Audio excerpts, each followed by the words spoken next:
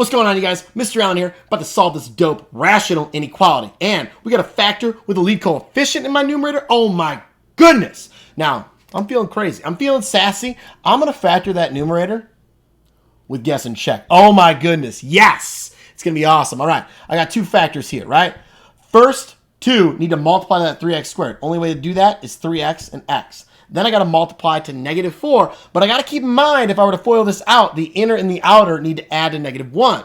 So how about this? I'm going to pop a -4 here because that would give me -4x. Pop a 1 right here, that gives me positive 3x. -4x, positive 3x adds to -x. These two multiply to -4, and these two multiply to 3x squared. I just guessed, I just checked, got it right. First try!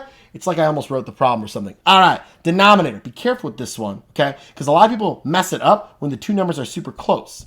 I'm going to have x and x multiplies to 5, adds to 6. Only way to do that is +5 and +1. Woo! All right, we're factored. We're halfway there. Kind of, sort of, not really. All right, we're going to look at our critical values now.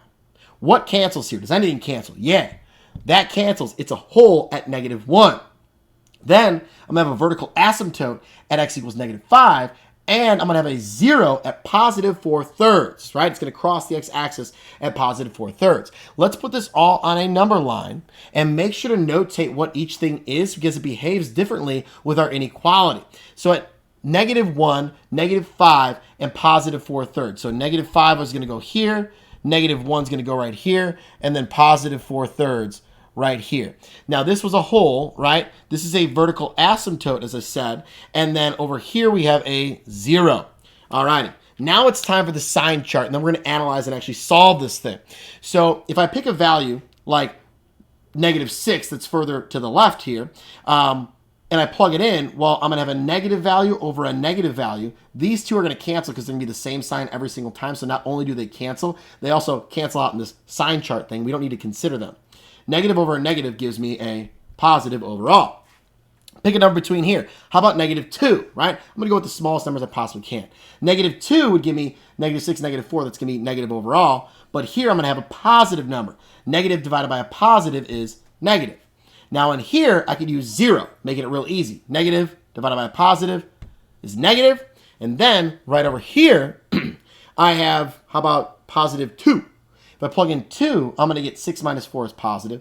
That's positive. So positive overall. Now it's time to solve this thing, right? It's when is it less than or equal to 0? All right. We got to be careful here. So I know it's between here, right? Now, can I include a vertical asymptote in this?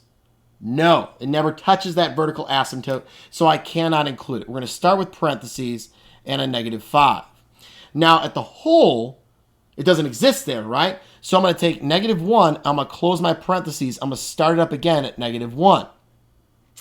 Then I'm going to this 0 here, right? The 4/3.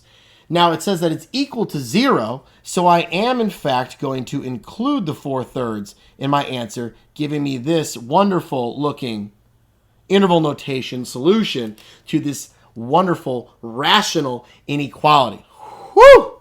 My goodness. Now, if this not equal to, right, if it was just strictly less than, then like this, if it was just strictly less than 0, this would have turned into a parenthesis there at the end rather than a bracket. That's the only thing that would have changed here. Everything else would have been the same. So if you like what ifs, I did a what if for you. And you know what? What if this video were to end right now?